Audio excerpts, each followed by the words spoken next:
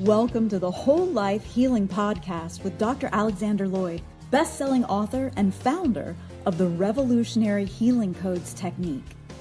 Each week, Dr. Alex shares principles and methods from psychology, energy medicine, natural medicine, and spirituality to help you reduce stress, heal emotional and physical issues, and remove the barriers that hold you back from happiness and success.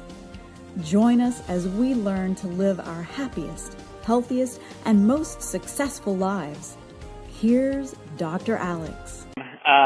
Thank all of you so very much for being here today. We know there's so many ways you can spend your time, and there's things tugging at you from all directions, and everybody is strapped for time, it seems, or so busy that we are so honored to have you spend about an hour of that time with us on Wednesdays. We try to honor that. We try not to waste any of that time. We try to give you value added. I guess that's easy to do in a way because this is a free thing, but we try to give you something to think about, something to practically apply, and something maybe to inspire you a little bit during your next week. And we hope we're doing that. If we can do a better job, please let us know how, and we're always looking to do that. We've been doing this call now for, I think, over 3 years, which means that we've talked about somewhere in the neighborhood of 150 or more of these secret spiritual laws of nature. And about 1 in 20 of the ones that we talk about are what I would call foundational spiritual laws, meaning you better get these few things right or not much else is going to help, okay? And today is one of those 1 in 20, absolutely, without any doubt. And I would guess that there are going to be many people who hear this today where this is your linchpin issue. This is where the rubber meets the road for you. This is why you're stuck. This is why you keep trying things and nothing works. And this is what you need to fix on the positive side that can unshackle you for everything you want, for health, for success, for relationships, for everything. And the thing about this one is it's very often hidden to the person. They don't realize it.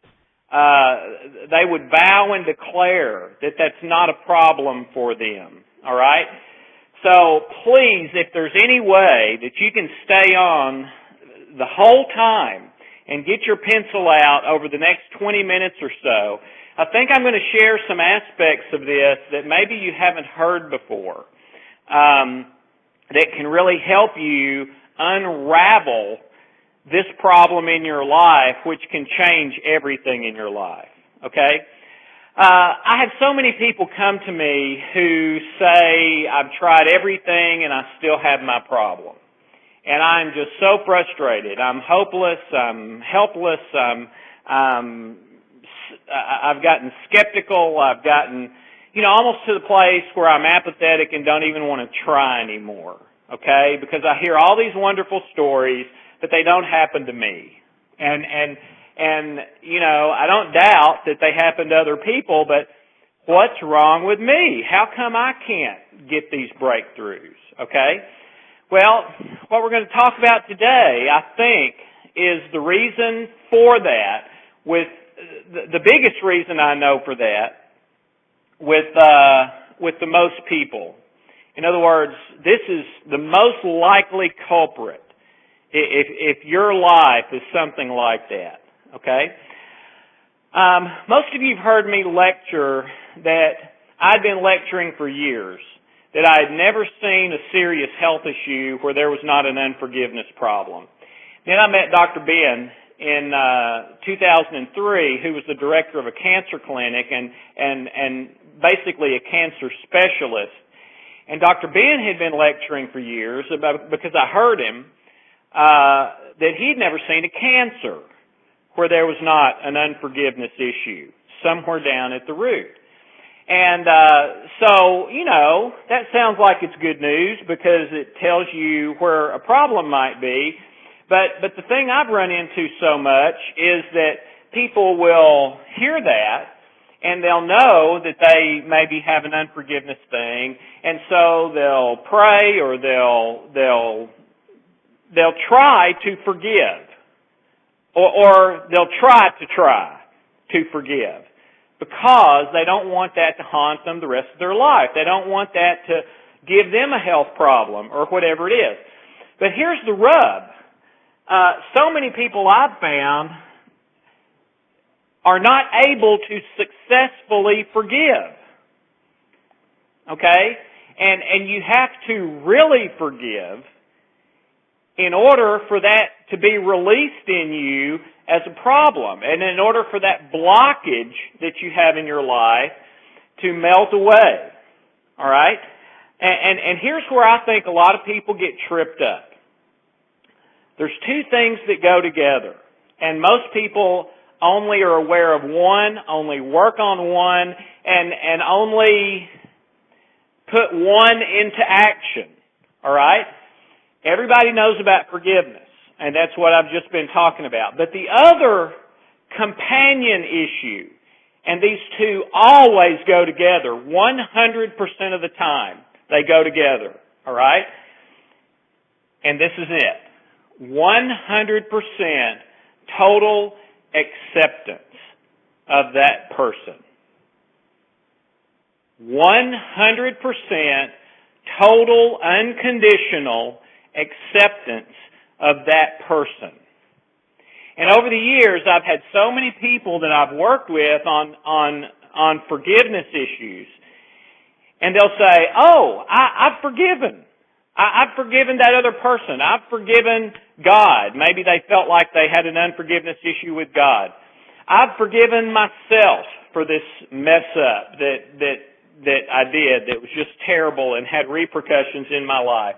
And I said, "Okay, all right, well, let me ask you one question. You know that person who did that thing to you, who you say you've forgiven? Yeah. Do you now, because you've forgiven them, do you now 100% totally, unconditionally accept that person?" And Tom, virtually every single time I've ever done that, whether one-on-one or in a group or in a lecture hall, I will just see glazed over eyes and jaws drop down to the floor almost every single time. And then the people will answer back something like, "Well, no, I can't say that. You mean that's part of it?" Well, it's not only part of it, it is an indispensable part of it. If you cannot say that I 100% totally unconditionally accept that person, then I'm going to dare to tell you today that you have not forgiven them, or you have not forgiven yourself, or whatever the case may be. All right? For a long time now, I've been preaching that we have two primary core issues. They are significance and security. And almost everybody has both of them, and they interact with each other. All right? Significance has to do with self-worth. That's the category for judging and unforgiveness. The category of the 9 virtues. We also have an unforgiveness category. But we could, if we wanted to, roll unforgiveness into significance and goodness, because that's where it would fit. And then the other one is security. And that's the category for rejection on one side or total acceptance on the other side, on the positive side, okay? I've also never met a person in my life, and Dr. Ben lectured about this too, I've heard him. I've never met a person in my life who doesn't have a rejection issue somewhere down at the core of whatever their life's problems are. And those two work together. If you no longer have an unforgiveness problem, then you no longer have a rejection problem. If you no longer have a rejection problem, then chances are you'll no longer have an unforgiveness problem. But as long as you've got a rejection issue, you've got an unforgiveness issue. And as long as you've got an unforgiveness issue, you've got a rejection issue.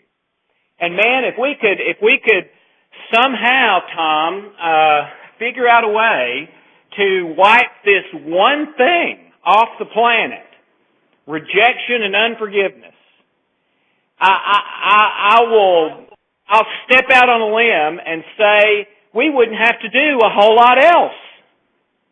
If we just solve this, if we just convince people to put down their literal and metaphorical weapons and forgive and accept. Now, I've got to make a real important distinction here. I'm not saying you forgive the act. And I'm not saying that because you forgive the act, when you 100% totally unconditionally accept that person, that you necessarily are in active relationship with them. Okay? Maybe you were in a relationship with an abuser. Okay? Well, I would never counsel you, okay, you're forgiving them, that means you've got to get back into active physical relationship with that person. No way would I say that. That might be the absolute worst thing you could do. Okay? But what I am saying is you have to forgive them if you ever want to be free of their negative influence on you and yours on them. And you have to 100% totally unconditionally accept them as a person, not their behavior, but as a person. Okay? And that's a very important distinction. There are some behaviors that are unforgivable. Rape, abuse, murder, many others, maybe even some lies and things like that have a long-term negative repercussion on someone's life, okay? I'm not asking you to forgive the actions and behaviors, all right? Only the person. And you don't accept the behavior.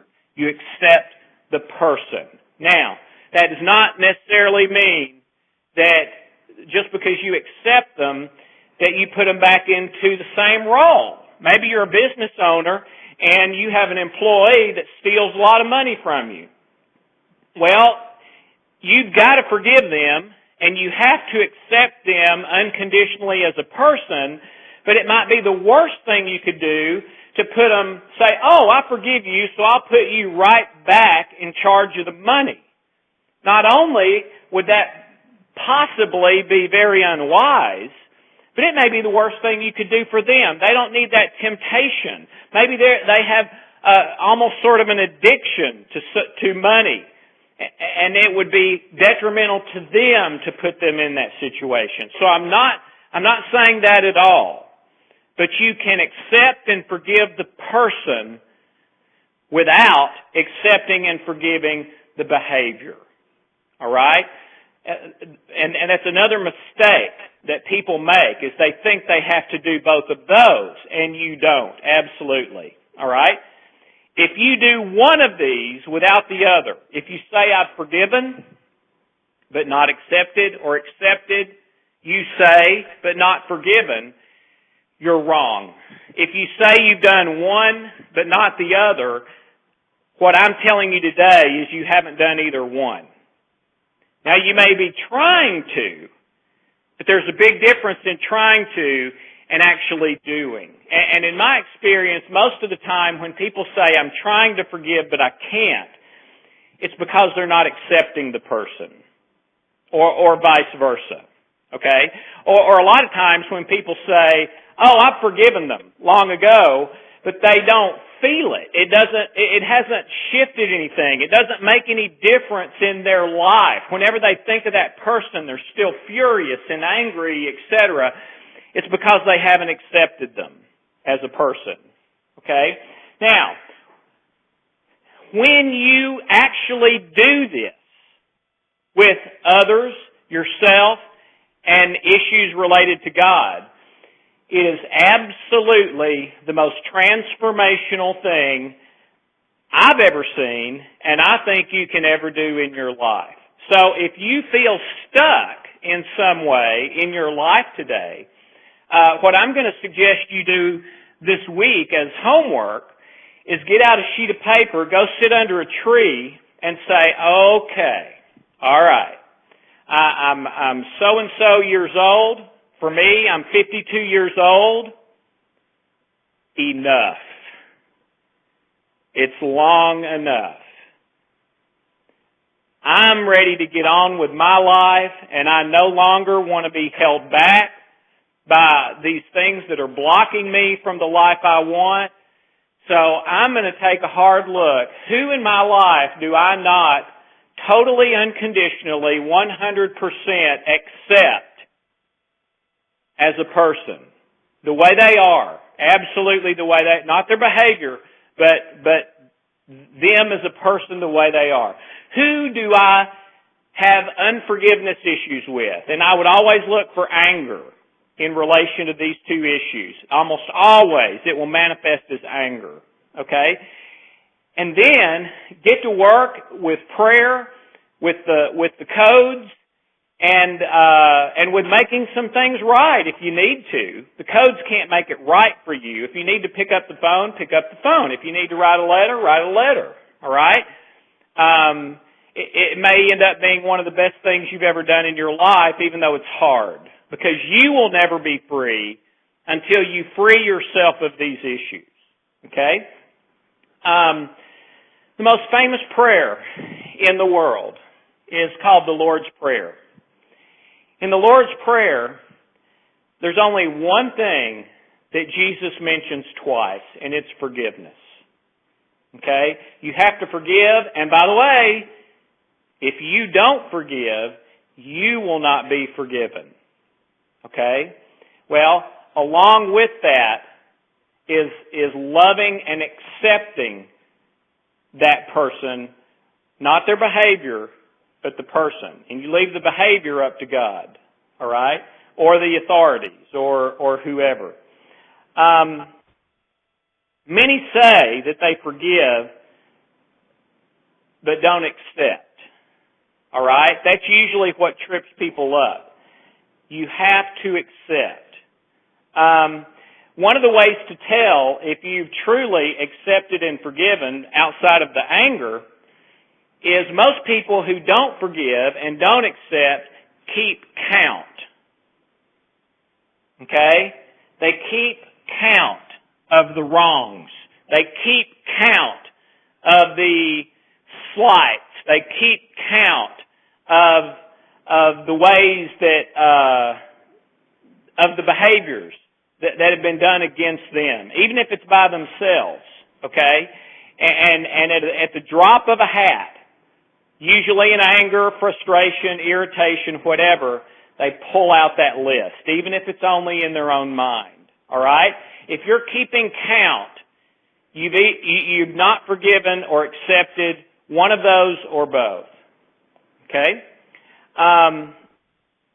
Unconditional acceptance is evidence that you've truly forgiven.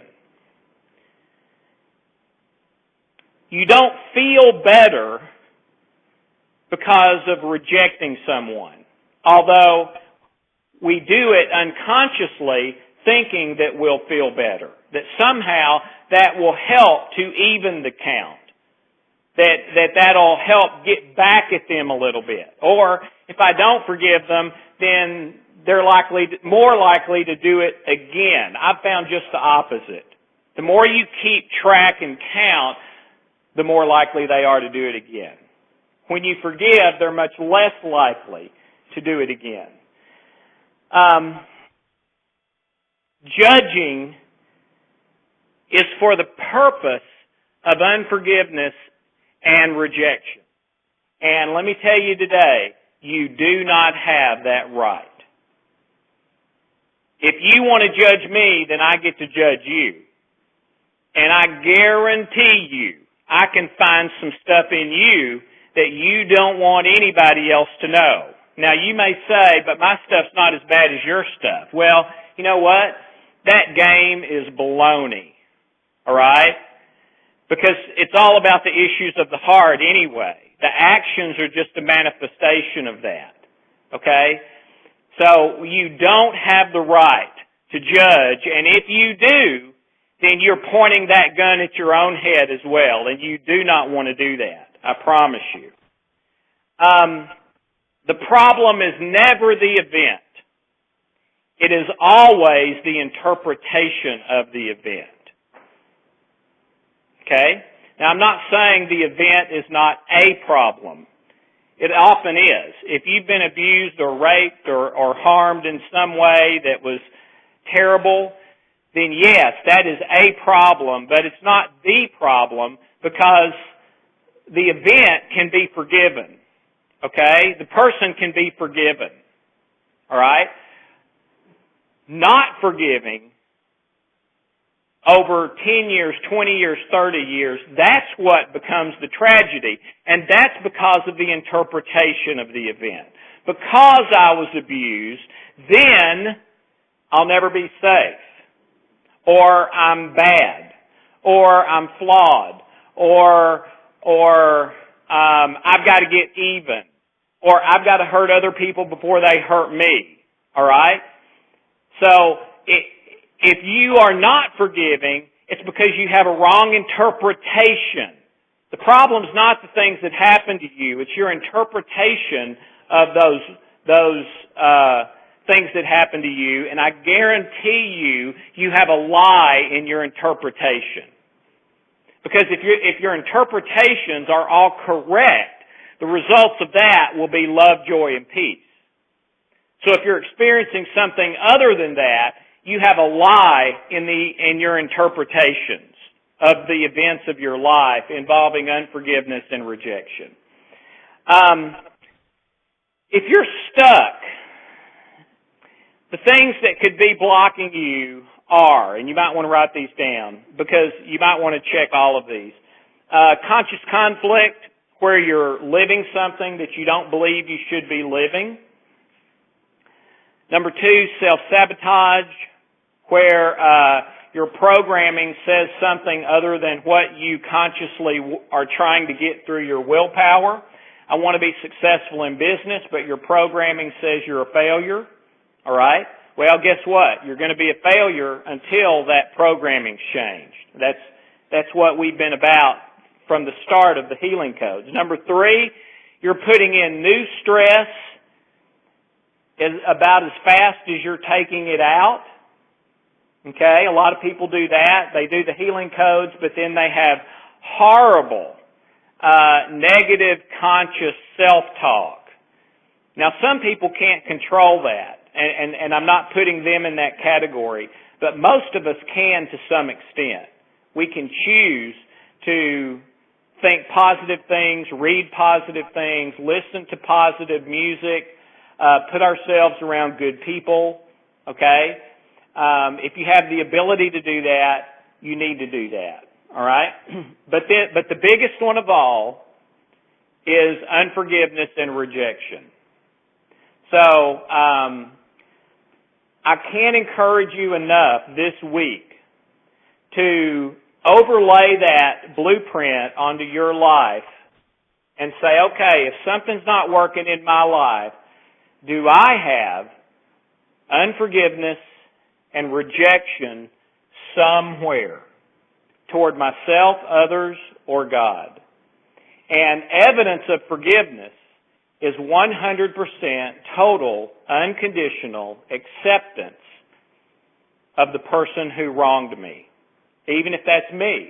So if you're not accepting yourself 100% unconditionally, then you have unforgiveness toward yourself and you're blocking your own success in life. Okay? You need to pray your head off. You need to meditate. You need to start reinforcing the truth, which I believe is what I'm telling you today. rather than the lies you've been believing. You need to look for and find your wrong interpretations of the events of your life that are full of lies and pull the lie out with the healing codes. And you need to start practicing very seriously forgiveness, non-judgmentalism, and 100% total unconditional acceptance of every person in your life. Not necessarily of the behavior, but the person. So this is absolutely foundational. Probably the majority of the people on this call today, if you'll do this one thing, your life will never be the same. And I've seen it with so many people that I've worked with over the last 15 years.